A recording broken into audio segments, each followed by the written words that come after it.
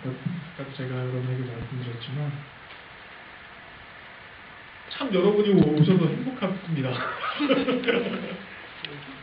아쉬운 줄 알고 또 차가 또 막히는 줄 알고 걱정했었는데 감사합니다. 이렇게 해주셔서 오늘 특별히 어버이 주일을 지냅니다. 저희 교회에서 뭐 하는 거는 없지만 아까 말씀드린 대로 부모님들의 은혜에 다시 한번 생각하고 비록 지금 다들 멀리 떨어져 있죠. 다들 멀리 떨어져 계실 겁니다. 그리고 요즘 들어서 이상하게 저희 어머니가 좀 보고 싶기도 한데요. 저랑 멀리 떨어져 있는 만큼 우리가 진짜 만나서 잘하지는 못하지만 마음으로라도 부모님들 위해서 기도해 주시는, 그래서 멀리 떨어져 있지만 영적으로 서로 도움을 줄 수 있는 그러한 자녀와 부모가 되시기를 주님으로 부탁을 드립니다. 오늘은 부활절 세 번째 주일입니다. 전도사님 참 즐기기도 하죠. 부활절이 지나간 지가 언젠데 아직까지도 매번마다 설교할 때 부활절 몇 번째 주일입니다, 몇 번째 주일입니다 이렇게 얘기를 합니다. 근데 여러분들 한 가지 아셔야 될 게요, 한국 교회들은 부활절을 단 한 주의 행사로 여기는 경우가 굉장히 많습니다. 그냥 부활절만 지내고 끝나버립니다. 마치 무슨 행사 같습니다. 근데 실제적으로 부활절은 일회성 행사로 끝나는 그런 주일이 아닙니다. 진정한 의미의 부활절은 예수님께서 지금 4월 24일에 부활하셨죠. 부활하신 후에 승천하실 때까지, 즉 8주간의 기간을, 즉 올해는 4월 24일부터 6월 5일까지 그 8주간의 기간을 부활절로 지키게 됩니다. 그러니까 지금도 부활절입니다. 여러분들 계속 부활절입니다. 6월 5일까지 부활절입니다. 6월 5일이 환주일인가요? 그때까지가 부활절을 계속 지내게 됩니다. 부활절기를 통해 죽음에서 부활하신 예수 그리스도의 부활의 참된 생명에 대한 소망을 갖는 여러분이 되기를 주님의 이름으로 축원합니다. 아멘. 여러분, 여름철에 가장 많이 생각나는 과일이 무엇입니까? 수박입니다. 맞습니다. 여름철에 가장 생각이 많이 나는 과일은 수박입니다. 다른 과일에 비해서 값이 좀 쌉니다. 그죠? 그 다음에 값은 싼데 양은 또 많습니다. 그래서 저는 미국에 와서 가장 많이 먹었던 과일이 바로 이 수박입니다. 가끔 퍼블리스 같은 데 가면 2.9 할 때 있습니다. 그럼 저는 2통씩 사다 놓고 먹었던 기억이 있습니다. 또 저는 이런 수박을 어린 시절에 우리 아버지가 좀 수박을 좋아하셔서 함께 자주 먹었던 기억도 납니다. 근데 그때 수박을 먹을 때 궁금했던 것이 하나 있었습니다. 참 궁금했습니다. 그 궁금한 게 뭐냐면 수박 속에 있는 그 씨를 심으면 과연 수박이 날까? 라는 의문이었습니다. 참외를 먹을 때도 마찬가지입니다.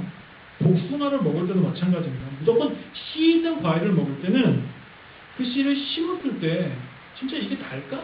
라는 의문을 가졌습니다. 그리고 실제로 심어도 봤습니다. 복숭아 씨와 참외 씨도 심어도 봤습니다. 혹시 여러분들 이런 시도를 해보신 분 있으십니까? 없으시군요. 호기심 없이 그냥 과일만 드셨던 여러분이신 것 같습니다. 이번 여름에 한번 수박을 드시면서 한번 시도 한번 해보시기 바랍니다. 꼭 수박이 나는지 안 나는지. 저는 실패했습니다. 참외와 복숭아, 수박은 나지 않았습니다. 근데 여러분 아주 진짜 자명한 이치인데 수박씨를 심으면 저는 실패했지만 뭐가 나와야 됩니까? 수박이 나와야 됩니다. 참외씨를 심으면 복숭아가 나오는 게 아니라 참외가 나와야 됩니다. 이거는 진짜 아무도 부정할 수 없는 자연의 이치입니다. 그래요? 태초에 하나님께서 우리 인간을 창조하시면서 하나님의 모습대로 우리를 만드셨습니다.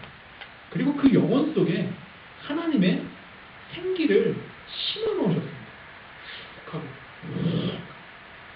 하나님의 생기, 하나님의 생명을 거기다 심어 놓으셨습니다. 수박씨에서 수박이 나오듯이 하나님의 형상과 하나님의 생기의 그 씨를, 그런 씨가 심어진 인간에게는 하나님의 속성만이 있었던 그런데 하나님의 말씀에 불순종한 죄를 범함으로 인해 그 하나님의 속성의 그 씨앗이 어떻게 됐습니까? 없어져 버렸습니다. 하나님과의 단절로 인해서 인간에게는 하나님의 씨앗이 남은 것이 아니라 무엇이 났습니까? 죄악의 씨앗만이 남아버려서 결국은 죄로 인해서 죽을 수밖에 없는 존재가 되어버리고 맙니다. 하나님과의 관계가 끊어진 삶이 여러분 바로 죄입니다. 여러분이 생각하는 죄는 무엇입니까? 법률을 어기는 거요? 그것도 죄입니다. 하지만 훨씬 더 근본적인 죄는요, 바로 하나님과의 끊어진 삶, 하나님과 단절된 삶, 그게 바로 죄입니다.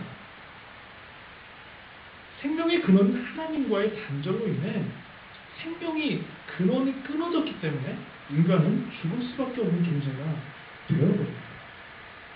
인간이 죄로 인해 죽을 수밖에 없다는 의미가 바로 이것입니다. 인간이 죄로 인해 죽을 수밖에 없다는 건 생명의 근원과 끊어졌기 때문입니다. 이런 죽을 수밖에 없는 인간에게 한 가지 사건이 일어납니다. 두둥둥 사건이 일어납니다. 바로 여러분 너무 잘 아는 2000년 전에 한 유대 청년이 자신을 하나님의 아들이라고 얘기합니다. 갑자기 생뚱맞게 나타나서 하나님의 아들이라고 얘기합니다. 그리고 자신을 믿어야지 영원한 생명에 이룰 수 있고 구원에 이룰 수 있다라고 사람들에게 가르치기 시작합니다. 참으로 그 당시에 보면 어처구니 없는 일입니다. 야, 걔가 도대체 뭔데?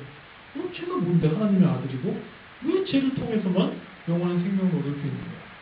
라고 생각한 유대교의 지도자들, 종교 지도자들이죠. 신성모독을 한 죄로 예수님을, 바로 이 청년인 예수를 법정에 고발을 합니다. 그리고 당시 최고의 형벌인 십자가에 매달려 죽게 합니다. 그리고 어떻게 됐습니까? 여러분 잘 아는 대로 3일 만에 다시 부활합니다. 이것이 예수님의 죽음과 부활에 관한 주된 줄거리입니다.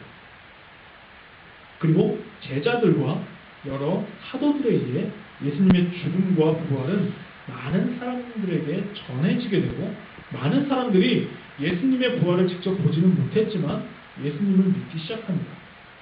여러분들 예수님을 보셨습니까? 예수님의 부활을 보셨습니까? 안 보셨죠? 아무도 본 사람은 없습니다. 근데 여러분 예수님의 부활을 믿으십니까?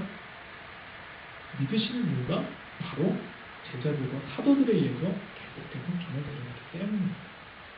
근데 오늘 본문에도 여러 사람들이 나옵니다. 오늘 본문에 나오는 사람들 역시 예수님의 부활을 경험하지 않고 예수님을 믿는 사람들이었습니다. 8절에 보면 그게 나오는데요. 근데 이제 역사적으로 볼 때요, 이러한 사람들은 굉장히 힘없는 소수 민족이었습니다. 소수의 사람들이었습니다. 그리고 이들이 예수님을 믿기로 하고 공동체를 이룬 지 정말 얼마 되지 않았습니다. 이 사람들은요, 나그네 이방인 등으로 불려졌습니다. 이렇게 불려지는 것을 보아서 이 사람들은 굉장히 주류 사회에서 소외된 계층이었습니다. 소외된 기독교인들이었습니다. 그 다음 당시 로마 제국이 내세웠던 삶의 가치, 잘 사는 거죠, 잘 먹는 거죠. 그런 가치와 기준들을 따르기보다는 예수 그리스도를 믿는 믿음으로 자신들의 삶을 살아가려고 굉장히 노력을 했습니다. 이들의 삶의 희망과 이들의 삶의 가치를, 그리고 이들의 삶의 행복을 예수 그리스도 안에서 찾으려고 노력했습니다. 예수님을 직접 본 적은 없지만 사랑과 믿음 안에서 예수님과 결합해서 영적인 교제를 나눴던 것 같습니다.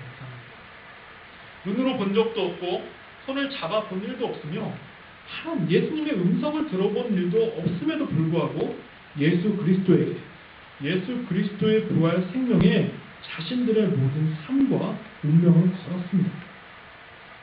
그 당시 사람들 입장에서는 이 사람들이 도대체 이해가 되지 않는 사람들이었습니다. 도무지 이해가 되지 않는 사람들이, 멍청한 사람들이었어요. 십자가와 같이 그 치욕스럽고 부끄러운 그 십자가와 같이 미련한 것에 목숨과 자신의 운명을 걸고 있는 사람들로 생각했습니다. 이로 인해서 이 사람들은요, 비난과 모욕을 많이 받았습니다. 그리고 예수 그리스도를 믿는다는 그 이유만으로 법정에 고소를 당하기로 했답니다. 오늘 본문의 저자는요, 이렇게 소외받고 고초를 당하고 있는 사람들에게 바로 소망의 힘, 격려해 주기 위해서, 위로를 주기 위해서 바로 이 베드로전서를 쓴 겁니다. 사람이 어떤 사람이 물어봅니다. 베드로전서를 쓴 이유가 무엇입니까? 그러면 바로 이렇게 소외된 사람들에게 예수 그리스도를 통해 소망과 힘을 주기 위해서입니다. 라고 꼭 대답하시기 바랍니다.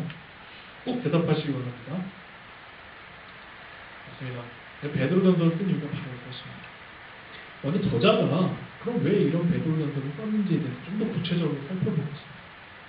먼저 저자는요, 이 사람들이 예수 그리스도의 부활로 인해 다시 태어났고 썩지 않는, 그 다음 더러워지지 않는, 낡아지지 않는 살아있는 소망을 가졌다고 말해주고 있습니다. 너희들, 야, 이 소외된 사람들아, 불쌍한 사람들아, 너희들은 다시 썩지 않고 없어지지 않을 살아있는 소망을 갖고 있는 사람이야. 그러니까 힘을 내. 지금은 비록 고난과 연단의 시간이지만 예수 그리스도의 부활을 믿는 살아있는 소망을 가진 너희들은 예수님이 다시 오실 때 영광스러운 즐거움과 기쁨과 영원한 안식을 누릴 거야 라고 하고 격려하고 있습니다. 둘째, 본문의 저자는요, 그 사람들에게 너희는 하나님의 선택된 사람들이야. 너희는 하나님이 선택한 자녀들이야. 라고 강조하고 있습니다. 구약성서에서 하나님이 이스라엘 백성들을 향해 하신 말씀을 인용하고 있습니다. 16절에 보면요, 내가 거룩하니 내 백성인, 내 자녀인 너희들도 거룩해야 한다. 15절에 보면 여러분들이 부르신 이가 바로 거룩한 하나님이십니다. 따라서 모든 행실에서 거룩한 사람이 되어야 합니다. 이렇게 하나님이 여러분들을 선택했다라고 지금 이 본문의 저자는 이야기하고 있습니다. 지금의 그들의 모습은 분명히 사회에서 소외되었습니다. 불쌍한 사람들입니다. 세상 사람들에게 멸시를 당하고 모욕을 당하고 있습니다. 하지만 거룩하시고 정의롭고 공의로우신 하나님이 그 사람들의 아버지라는 사실을 성경은 분명하게 밝히고 있습니다. 외적인 모습, 즉 가진 것들, 권력들, 이런 것들로 사람을 심판하지 않으시고 사람이 있는 그 사람의 행실대로, 사람이 있는 그대로의 모습으로 판단하시는 공의의 아버지 하나님이 그들을 올바르게 평가해 주실 거라고 그들을 격려하고 있는 겁니다. 그렇게 평가해 주실 거니까 너네 실망하지 말아라 라고 지금 소망을 주고 있는 것입니다. 또한 20절에서 보면요, 예수 그리스도의 부활은 하나님께서 너희들을 위해서 태초 전부터, 하나님이 이 세상을 너희를 창조하기 이전부터 미리 예비해 놓으셨다는 걸 강조하고 있습니다.